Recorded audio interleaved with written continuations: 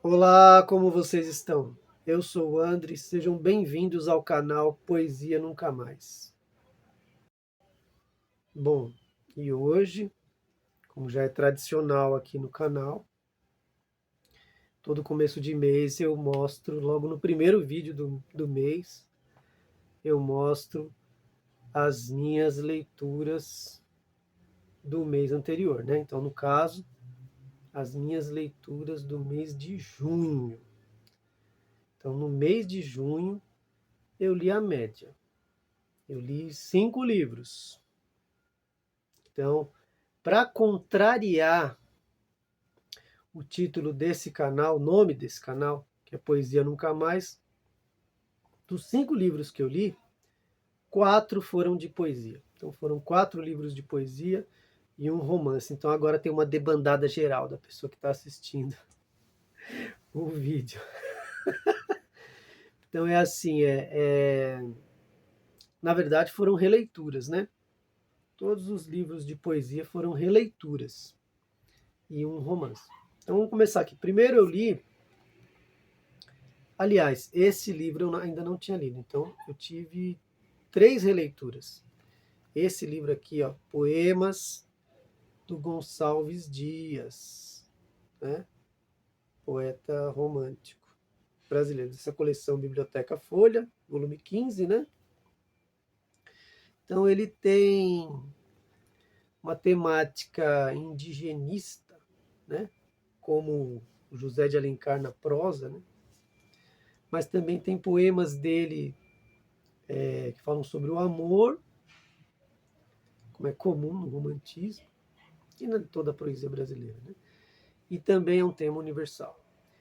E também poemas políticos e tal, né? Então, assim, num vídeo anterior que eu estava dizendo que eu estava lendo este livro, que é o livro das minhas leituras do mês retrasado, eu li os poemas aqui do Gonçalves Dias, eu li na íntegra o Canção do Exílio, que é o poema mais conhecido dele, né? Minha terra tem palmeiras, onde canta o sabiá. E li um trecho de Ijuca Pirama. Então, para não ler os mesmos e falar as mesmas coisas, eu vou ler outro poema aqui, que eu achei interessante, não é muito conhecido e é curto, página 153, que é o seguinte: A concha e a virgem. Linda concha que passava, boiando por sobre o mar, junto a uma rocha onde estava, triste donzela a pensar, perguntou-lhe: Virgem bela, que fazes no teu cismar? E tu, pergunta a donzela, que fazes no teu vagar? Respondeu com uma pergunta. Responde a concha: Formada por estas águas do mar, sou pelas águas levada, nem sei onde vou parar. Responde a virgem sentida, que estava triste a pensar: Eu também vago na vida, como tu vagas no mar. Vais de uma a outra das vagas, eu de um a outro cismar. Tu indolente de vagas, eu sofro triste a cantar. Vais onde te leva a sorte, eu onde me leva a Deus. Buscas a vida, eu a morte. Buscas a terra, eu os céus. O único romance que eu concluí aqui no mês de junho, né, foi Terra Sonâmbula, do escritor moçambicano Mia Couto. Então tem algumas coisas interessantes nesse livro aqui. Primeiro assim, você está em guerra, tem um conflito, né, no país, uma guerra civil em Moçambique. E aí você tem um homem, um senhor e uma criança. E eles precisam procurar um abrigo, porque eles estão no meio do conflito. E eles encontram um ônibus no meio da savana, um ônibus incendiado, que inclusive é esse ônibus que está na capa aqui, né? Nessa capa belíssima aqui da edição da Companhia das Letras, né? Sem tradução português de Moçambique. E aí eles se abrigam neste ônibus. Só que quando eles entram, existe um choque. Essa cena inicial já é um choque. que tem vários corpos carbonizados. Então, para eles dormirem ali, usarem como abrigo, eles precisam retirar aqueles corpos. E aí o menino ajuda a retirar aqueles corpos carbonizados e enterrá-los numa vala comum, né? Outra coisa interessante deste livro é a linguagem. A linguagem do Mia Couto lembra um pouco o Guimarães Rosa. Neologismos, né? Ele faz uso desse recurso, né? Criação de palavras, e ele é um grande frasista. Eu vou dar alguns exemplos aqui. Estou farto de viver entre mortos. Criação de palavras, né? Boquinha aberto. Frase. Vida boa, aconselhava ele, é chupar mangas sem descascar o fruto. Só nessas duas laudas aqui tem várias, né? Então tem aqui, por exemplo, a razão deste mundo estava num outro mundo inexplicável. A guerra é uma cobra que usa os nossos próprios dentes para nos morder. O sonho é o olho da vida. Nós estávamos cegos. A pobreza é a nossa maior defesa. A miséria faz conta, era um novo patrão para quem trabalhávamos. Em paga recebíamos proteção contra más intenções dos bandidos. Quem não tem nada, não chama inveja de ninguém. Melhor sentinela é não ter portas. Palavra. Choraminices. Vagueandando. Raivabundo. Absurdez. Sonhambulante. Sonhatriz. Frase. Quem não tem amigo é que viaja sem bagagem. A fome, quando ferra, nos faz feras. Arco-iriscando. Há no demorar das pernas um sinal de morte caminhando. A vida é tão curta, você quer encher ela de tristezas? Isso é interessante demais. Covar. Covar no sentido de estar cavando uma cova. Covar. Também é como ele divide os capítulos. Então você tem 10 capítulos que você tem essa história desses dois, né? O velho e a criança, ou o jovem, tem uma idade específica, parece uma criança. O velho Tuair e o menino Muindinga, né? Você tem essas duas figuras. E quando eles estão enterrando os corpos, eles encontram uma mala, e dentro dessa mala, ou é um baú, creio que é um baú. Dentro desse baú, ou dessa mala, não me recordo mais, acho que é uma mala, eles encontram um caderno, ou vários cadernos. Vários cadernos. Eles encontram 10 cadernos. Não, 11 cadernos. E esses cadernos são cadernos de Kinzu. Então você tem uma história dentro da história.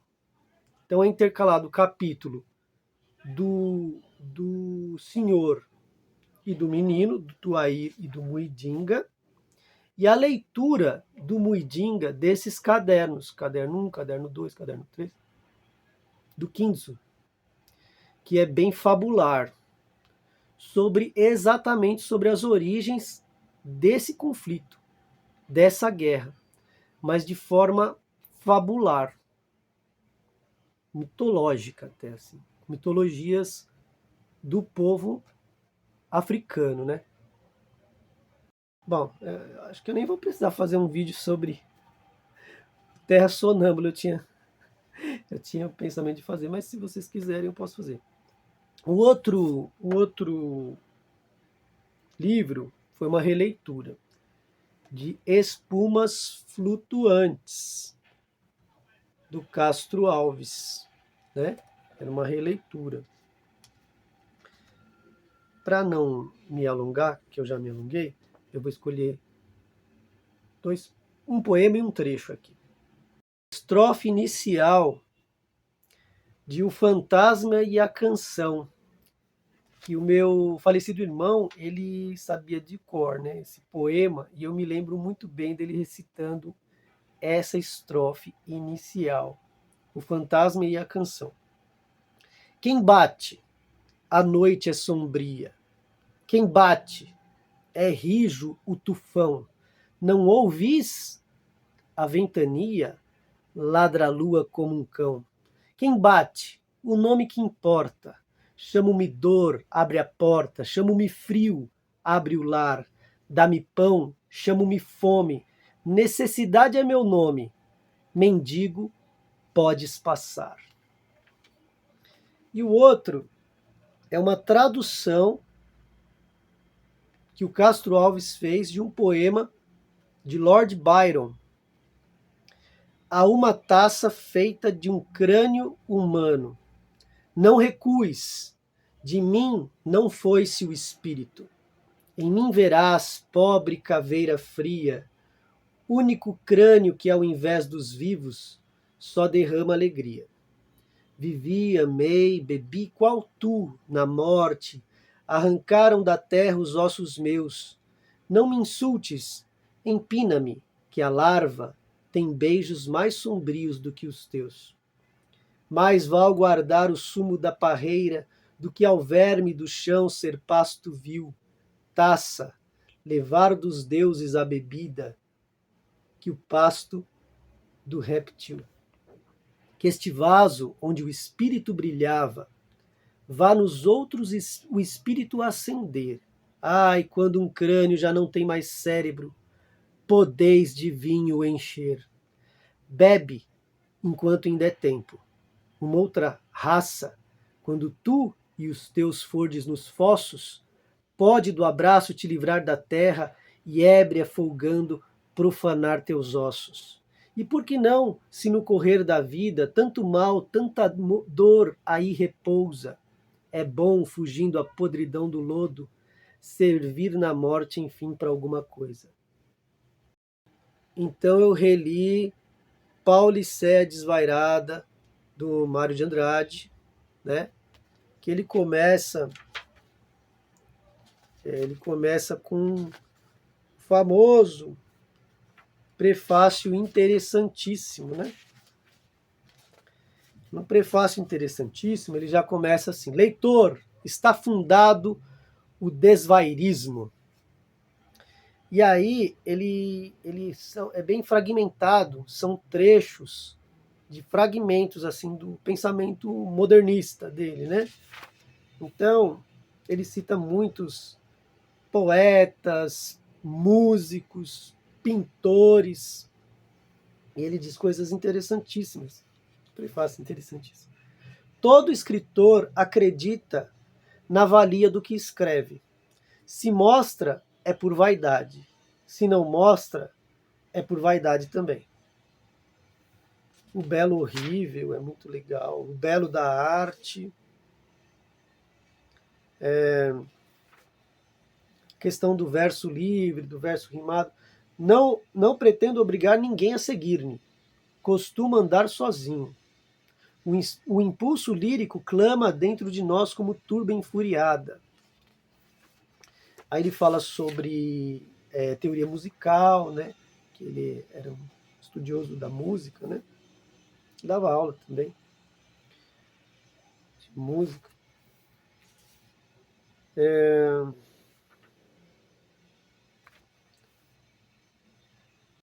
O passado é lição para se meditar, não para reproduzir. E aí, ao final do prefácio interessantíssimo, ele diz o seguinte: e está acabada a escola poética Desvairismo. Próximo livro fundarei outra, né? A escola poética. Eu acho que é uma forma de ironizar esse turbilhão de movimentos artísticos que surgiram na Europa, né?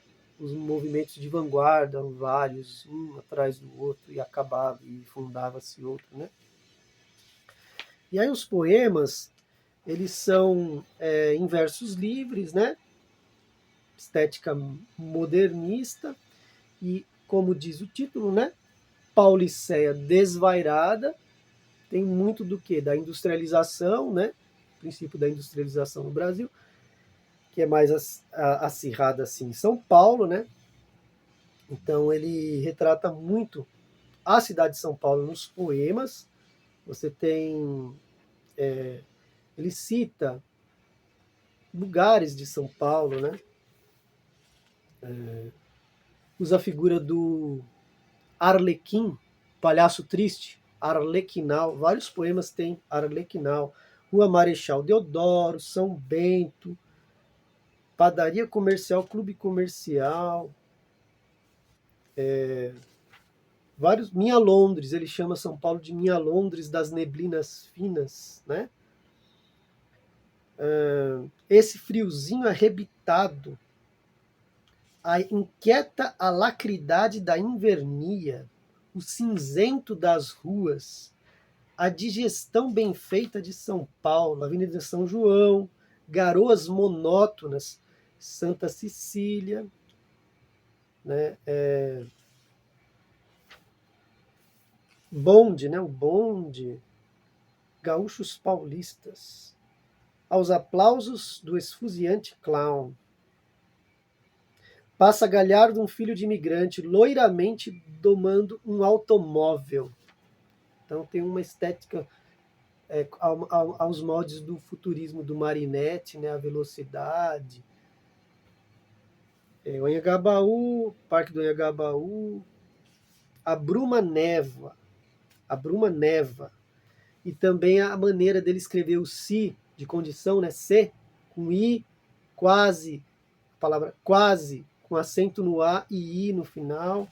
Ele até tinha pensado em criar uma gramatiquinha do português falado, né? Citação a Baudelaire, né? Uma Flor do Mal. Tem também o modo de falar das ruas, né? Uma linguagem coloquial. Outro poeta brasileiro, esse, o meu poeta favorito, assim, da vida, que me fez me interessar por poesia, que foi o Manuel Bandeira, que está o Estrela da Vida Inteira, que é a poesia completa dele, que eu já li a poesia completa dele. Mas aqui eu reli o Lira dos 50 anos, né? Que é o livro que ele publicou quando ele fez 50 anos. Então eu li o Lira dos 50 anos. 165. 165. Lira dos 50 anos. Então aqui é interessante que assim, o Bandeira, durante a Semana de Arte Moderna de 22, ele não participou da semana, porém um poema dele foi lido pelo Menotti Del Pique, Os Sapos, que era um poema que ironizava os parnasianos. Porém, como Bandeira, ele tem até um manual de versificação da língua portuguesa, né? Da versificação portuguesa, né? Em língua portuguesa. E ele conhecia muito de métrica, rima, né? Então ele não concordava muito com essa destruição que era, vamos destruir o passado, construir algo novo, né? Algo brasileiro, com a linguagem coloquial do povo, trazer isso para a poesia. Ele fez isso, só que ele não concordava com esquecer o passado. Então é por isso que ele não participou. Então a poesia dele, você tem um início parnasiano, uma certa influência também do simbolismo no Cinza das Horas, mas depois ele entra de cabeça e mergulha mesmo no modernismo, na estética modernista, com linguagem coloquial, falar sobre cotidiano, né? Palavras mais simples e tal, versos livres e brancos, ou seja, sem rima. Mas ele nunca deixou de escrever, por exemplo, um soneto, né? As formas mais marcadas, né? Uma métrica mais rígida, ele nunca deixou de escrever. No Lira dos 50 anos você vê que isso convive. Então tem poemas versificados, né, metrificados, aliás, rimados, né, com cadência, e tem poemas em versos livres, né? Isso aparece nessa metade da vida dele, aí, quase metade, um pouco mais da metade da vida dele, viu, mais de 80 anos, né? 82. Tá ficando longo, né, gente? Vocês desculpam, mas vamos ver se eu termino. Vamos lá, tá acabando. Então, nesse livro tem Lira dos 50 anos, tem alguns poemas que se tornaram conhecidos. Por exemplo, A Estrela, né? Que dá até título a essa reunião da poesia dele, Estrela da Vida Inteira, né? Então tem A Estrela, que é: vi uma estrela tão alta, vi uma estrela tão fria, vi uma estrela luzindo na minha vida vazia. Tem o livro Estrela da Manhã e tem esse livro que engloba toda a obra poética dele, que é o Estrela da Vida Inteira, né? Então, esse poema Estrela. Aí tem o Canção do Vento e da Minha Vida: o vento varria as folhas, o vento varria os frutos, o vento varria as flores, e a minha vida ficava cada vez mais cheia de frutos, de flores, de folhas. Tem o Rondó do Capitão, né? Que é inspirado naqueles versos populares, né? Bambalalão, Senhor capitão, tirar este peso do meu coração, não é de tristeza, não é de aflição, é só de esperança, senhor capitão, que foi gravado pelos Secos e Molhados no primeiro disco deles. Tem a chamada Última Canção do Beco, né? Beco que cantei num dístico, cheio de elipses mentais, beco das minhas tristezas, das minhas perplexidades, beco onde ele morava, acho que no Recife. Então ele tem alguns poemas que falam sobre o beco. Tem o Belo Belo, tem dois poemas Belo Belo, né? Tem um que é um contraponto ao outro, né? Um é o oposto do outro, um afirma, o outro nega. Então tem o Belo Belo, tem o Tudo Quanto Quero, tem o fogo de constelações extintas há milênios e o risco brevíssimo que foi, passou, de tantas estrelas cadentes. Para completar, eu sei que esse vídeo ficou longo, mas eu preciso ler esse poema aqui, gente. Velha Chácara. A casa era por aqui. Onde? Procuro-a e não acho. Ouço uma voz que esqueci, é a voz deste mesmo riacho. Ah, quanto tempo passou! Foram mais de 50 anos. Tantos que a morte levou e a vida nos desenganos.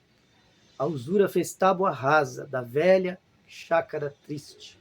Não existe mais a casa, mas o menino ainda existe.